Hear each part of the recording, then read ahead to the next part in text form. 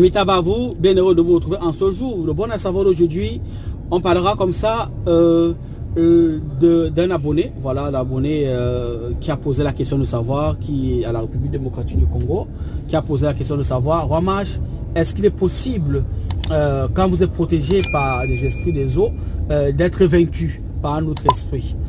La question est oui, parce que les esprits des eaux sont gouvernés par des entités qui sont des principautés. Voilà, il faudrait que vous le sachiez aussi, parce que même dans les esprits des eaux, il y a une catégorie d'esprits qu'on appelle le Léviathan, par exemple, qui est un monstre marin. Et ce Léviathan est un esprit des eaux qui règne dans la catégorie de ce qu'on appelle les principautés. Voilà, maintenant, ça veut dire que les esprits, comme les principautés, donnent les ordres à d'autres esprits. Je prends un exemple. Vous êtes initié au culte des eaux. Vous travaillez avec un esprit des eaux qui vous donne la santé, le pouvoir, etc., etc. Maintenant, si ça arrive que vous êtes attaqué spirituellement, elle peut vous défendre. Ok? Elle va vous défendre jusqu'à un certain niveau. Maintenant, si dans ce même esprit des eaux, vous êtes attaqué par une reine des côtes, elle est son supérieur. Peut-être vous travaillez un esprit de la rivière ou un esprit des fleuves. La personne qui vous attaque travaille avec un esprit de la mer. Vous n'avez pas de chance. Maintenant, vous travaillez un esprit de la mer, celui qui vous attaque travaille peut-être avec quelqu'un de l'océan. Elle est plus gardée. Donc, forcément, elle va dominer l'autre parce qu'elle donne les ordres à l'autre. Voilà comment ça fonctionne. Vous travaillez maintenant avec un esprit de l'océan. Maintenant, vous êtes attaqué. Si quelqu'un maintenant travaille avec une principauté, n'a pas de chance. Forcément, il va soumettre votre esprit. Et le monde spirituel, je le dis toujours, est un rapport de force. Donc, à coup sûr, vous allez perdre ce combat. Par exemple, là, quand on dit toujours, avant d'attaquer quelqu'un spirituellement, il faut être sûr que tu es vraiment outillé pour la riposte. Voilà. Donc, jamais il faut sans vous méfier des gens qui parlent peu. Voilà. Parce qu'un véritable maître spirituel ne parle pas beaucoup.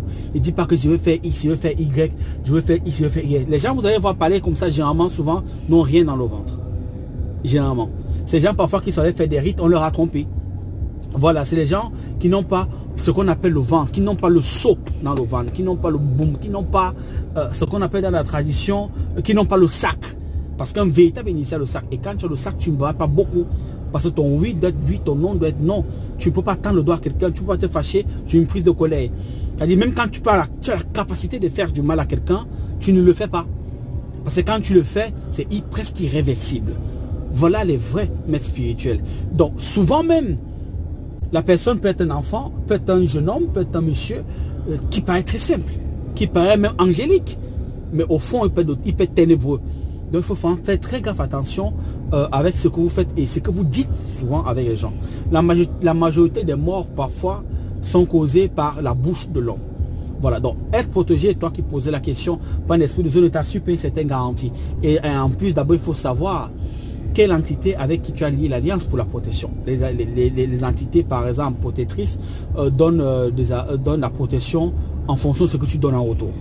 Voilà, surtout pour les esprits des eaux. C'est-à-dire, ça peut être 5 ans, ça peut être 3 ans. Ça dépend de la durée du contrat que vous avez émis entre vous deux, qui puisse te protéger pendant longtemps. Maintenant, il peut arriver que la protection était à vie. Voilà, et peut-être à une durée indéterminée. Mais que pendant le parcours, tu as enfreint des règles. Et quand tu as enfreint des règles, cette entité-là ne peut pas te protéger. Voilà, parce que tu as manqué à ton devoir. Et là, tu es faillible. Et si tu es faillible, tu es pénétrable. Voilà, ton champ magnétique pourra être transpercé et tu pourras être vaincu. Voilà, donc les esprits des eaux protègent, mais ça dépend des accords que vous signez et ça dépend de qui est l'adversaire en face. Et je tiens à souligner que les principautés sont reparties sur les 4 coins cardinaux ou encore sur les 4 éléments. Les plus dangereux souvent sont ceux qui travaillent avec les esprits de l'air. Il faut le savoir. Donc, qui travaillent dans la 4e émanation de Jupiter. Parce qu'il y a des esprits méchants qui sont dans Jupiter. Ce n'est pas seulement les biens financiers comme vous pensez souvent. C'est une catégorie d'esprits qui est extrêmement dangereux.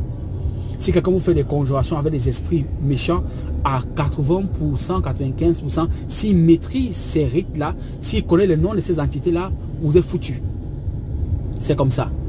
Donc, maintenant, s'il travaille avec les esprits peut-être comme le Léviathan, ce grand monstre marin, ce dragon marin, vous voyez que vous n'aurez pas de chance contre un esprit peut-être d'une rivière ou un esprit des côtes. Vous n'avez pas de chance. Voilà, s'il travaille peut-être Eraton. Eraton est l'entité qui avait renversé comme ça la protopole dans son naufrage quand il est parti à l'île, je ne sais pas trop le nom, j'ai oublié. C'est une principauté.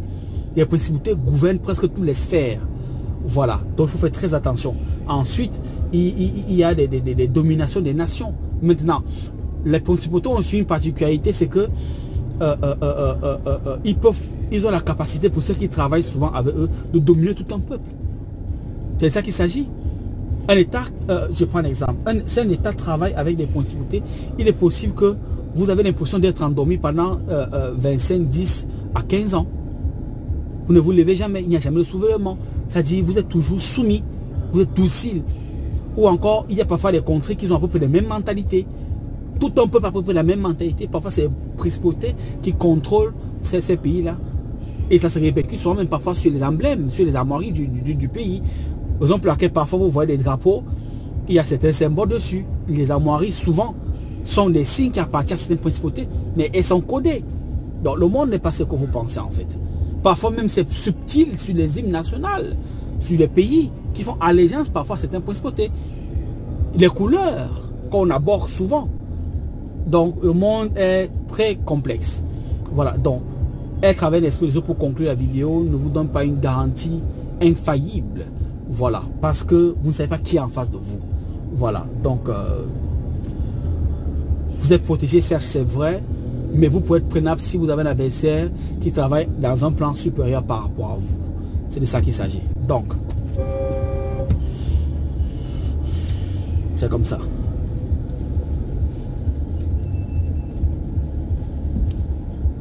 Prenez, on va dire, des bonnes notes, on va dire comme ça, c'est important de le savoir. Voilà, maintenant, un jour je viendrai avec comment travailler avec des principautés, pour ceux qui veulent. Un jour je ferai une vidéo dessus, voilà. Mais pour travailler avec des principautés, il faut déjà avoir une certaine base spirituelle. Parce que ça ne rigole pas, à la moindre erreur, ça peut être fatal. Voilà, donc, Amitabha à vous. C'est le roman depuis 207. C'est la fée qui gagne. Aigle.